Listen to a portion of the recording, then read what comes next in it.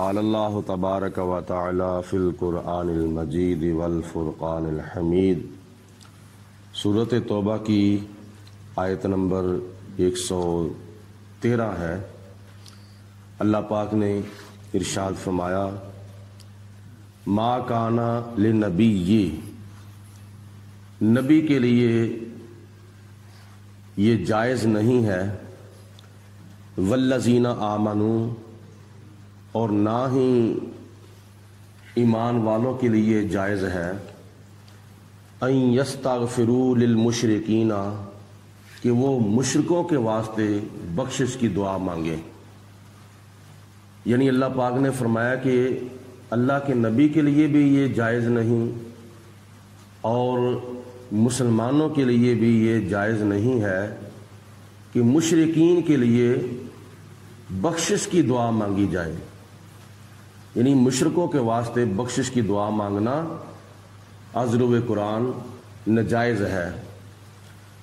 ولو کانوا اولی قربا، وہ مشرک لوگ اگرچہ ایمان والوں کے رشتہ دار ہی کیوں نہ ہوں، یا اللہ کے نبی کے رشتہ دار ہی کیوں نہ ہوں، بلکہ ان کے مشرک ہونے کی وجہ سے ان کے لیے بخشش کی دعا نہیں مانگی جائے گی۔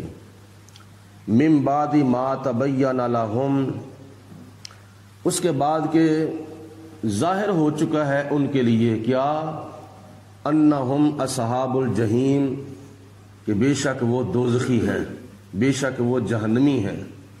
مشرک ایک تو پلید ہے، دوسرے نمبر پر وہ جہنمی ہے، اس وجہ سے ان کے لیے بخشش کی دعا مانگنا از روئے قرآن جائز نہیں ہے۔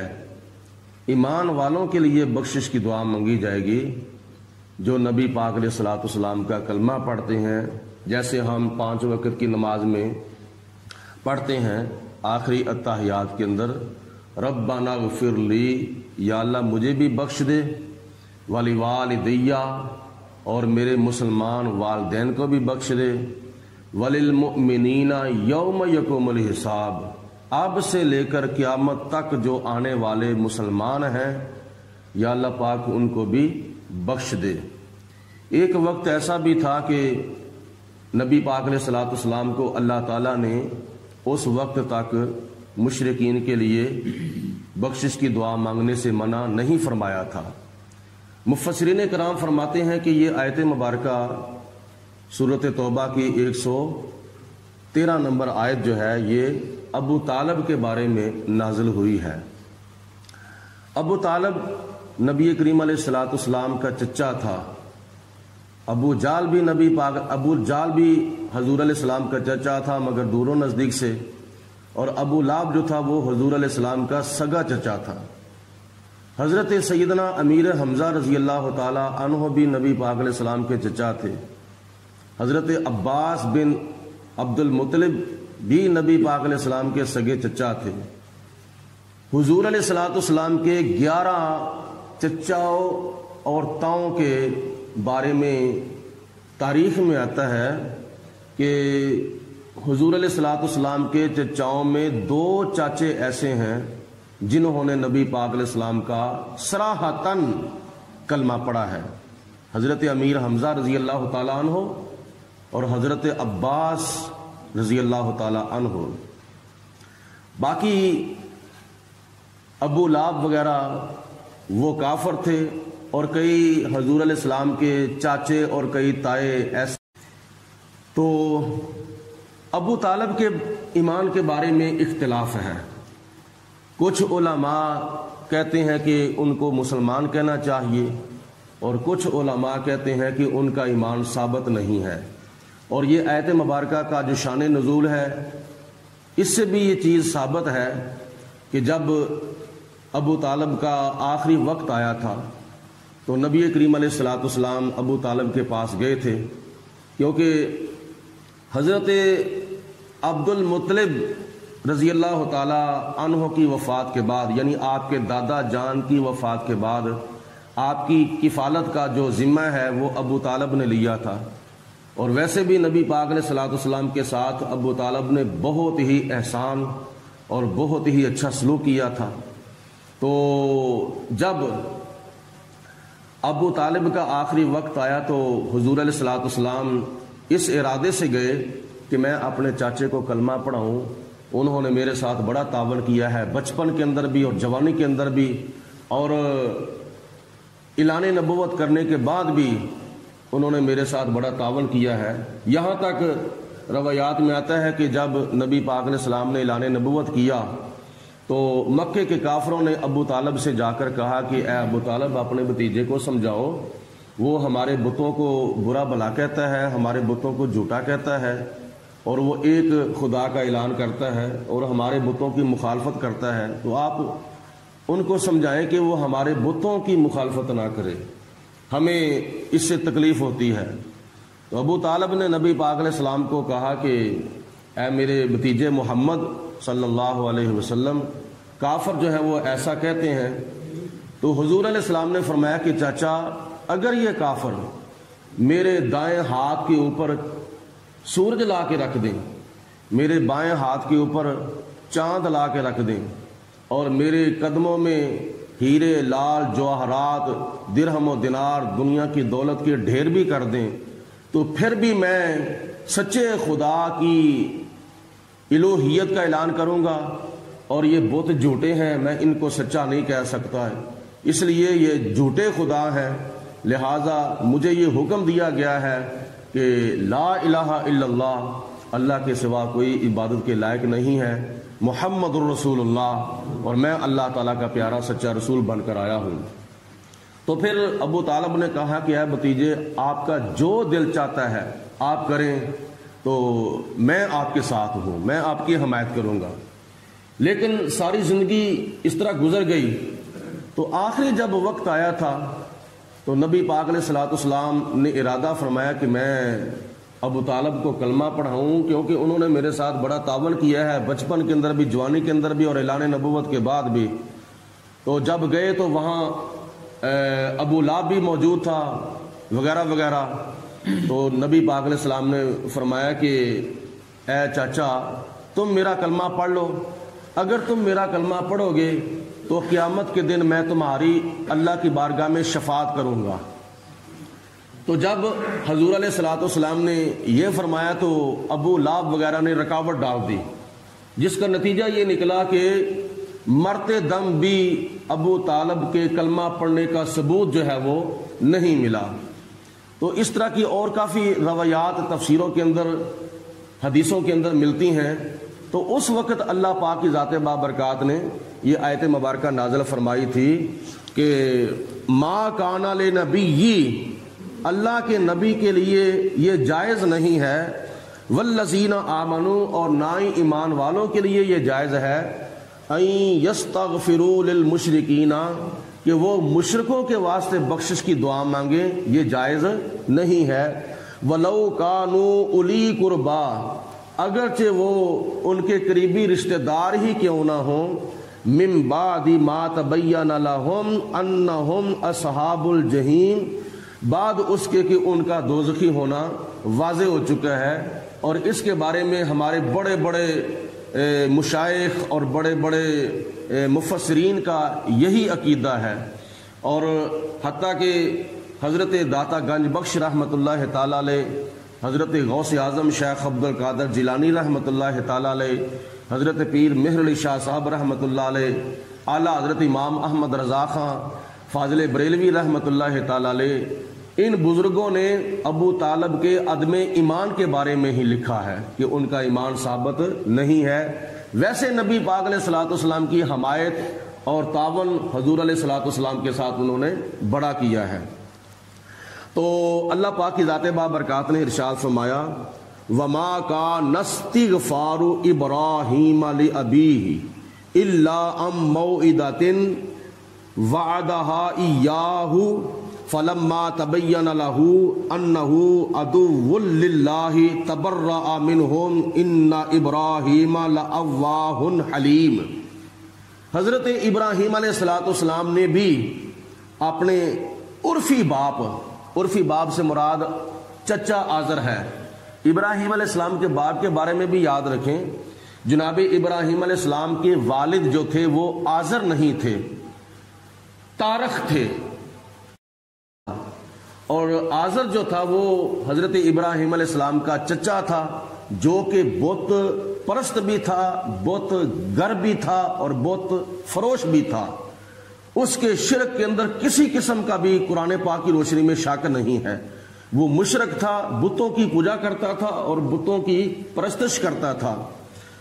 تو ابراہیم علیہ السلام نے اپنے عرفی باپ یعنی چچا آزر کے لیے بخشش کی دعا مانگی۔ اس کی وجہ کیا ہے؟ مفسرین کرام لکھتے ہیں کہ اس کی وجہ یہ تھی کہ جب ابراہیم علیہ السلام نے اپنے چچا آزر کو دعوت اسلام دی اور کلمہ پڑھنے کو کہا تو اس نے وعدہ کر لیا تھا کہ میں کلمہ پڑھوں گا، وعدہ کر لیا تھا، پڑھا نہیں تھا۔ تو جتنی دیر تک اس نے وعدہ پورا نہیں کیا تھا تو ابراہیم علیہ السلام اس خوش فہمی کے اندر، اس خیال کے اندر اس کے لیے بخشش کی دعا مانگتے رہے۔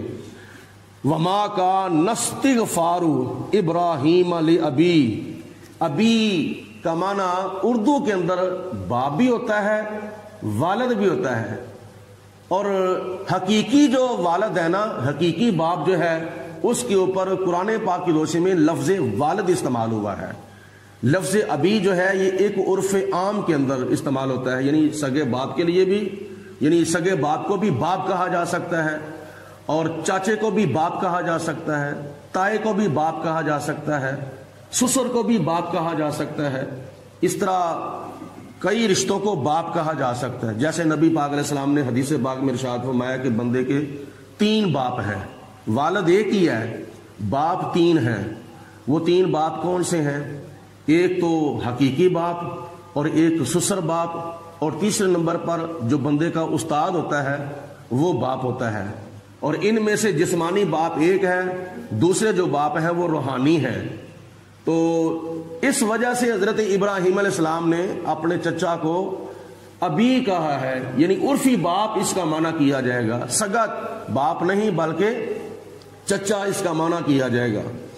کو ابراہیم علیہ السلام نے جو اپنے عرفی باپ یعنی چچا آزر کے لیے جو بخشش کی دعا مانگی تھی، الا ام موعدۃ، وہ صرف اور صرف وعدہ پورا کرنے کی وجہ سے مانگی تھی کہ تو نے میرے ساتھ وعدہ کیا ہے کہ میں مسلمان ہو جاؤں گا، میں ابراہیم تیرا کلمہ پڑھ لوں گا۔ اس وجہ سے حضرت ابراہیم علیہ السلام اس کے لیے بخشش کی دعا مانگتے رہے۔ وعدہ ہا ایاہو، جو آزر نے حضرت ابراہیم علیہ السلام کے ساتھ مسلمان ہونے کا وعدہ کیا تھا۔ فلما تبین لہ، جب وہ ظاہر ہو چکا، جب وہ واضح ہو چکا تھا، ظاہر ہو چکا تھا، کیا انہ عدو للہ، کہ یہ اللہ کا دشمن ہے۔ یعنی ابراہیم علیہ السلام نے جب دیکھا کہ یہ میرا چچا آزر جو ہے عرفی باپ یہ اللہ کا دشمن ہے، تو جب اس کا اللہ کا دشمن ہونا ظاہر ہو گیا تھا، تبرأ منہ، تو ابراہیم علیہ السلام اس سے بیزار ہو گئے، اس سے متنفر ہو گئے۔ پھر آپ نے اس کے لیے بخشش کی دعا مانگنی چھوڑ دی تھی۔ اس لیے جتنی دیر تک اس نے اپنا وعدہ پورا نہیں کیا تھا، یعنی امید تھی، اتنی دیر تک تو دعا مانگتے رہے۔ تو جب اس نے اپنا صراحتاً وعدہ توڑ دیا، عہد شکنی کر دی، تو اللہ تعالیٰ کا وہ دشمن ظاہر ہو گیا۔ تو ابراہیم علیہ السلام نے پھر اس سے نفرت کا اظہار فرمایا۔ ان ابراہیم، بے شک حضرت ابراہیم علیہ السلام، لأواہ حلیم، بڑے نرم دل بھی تھے اور بڑے حلیم مزاج بھی تھے اور بڑے بردبار بھی تھے۔ وما کان اللہ، اور اللہ تعالیٰ کے لیے یہ نہیں ہے یہ لیضل قوما، کہ کسی قوم کو گمراہ کرے، بعد اذ ہداہم، اس کو ہدایت دینے کے بعد۔ یعنی اللہ پاک ایسا نہیں کرتا کہ کسی کو ہدایت دینے کے بعد اس کو گمراہ کر دے، جتنی دیر تک وہ خود گمراہ نہ ہو اتنی دیر تک اللہ کسی کو گمراہ نہیں کرتا۔ تو اللہ تعالیٰ فرماتا ہے ما کان اللہ وما کان اللہ لیضل قوما بعد اذ ہداہم، اللہ پاک تو کسی کو ہدایت مل جانے کے بعد گمراہ نہیں کرتا حتی یبین لہم، یہاں تک کہ ظاہر نہ ہو جائے ما یتقون، کس چیز سے انہوں نے بچنا ہے۔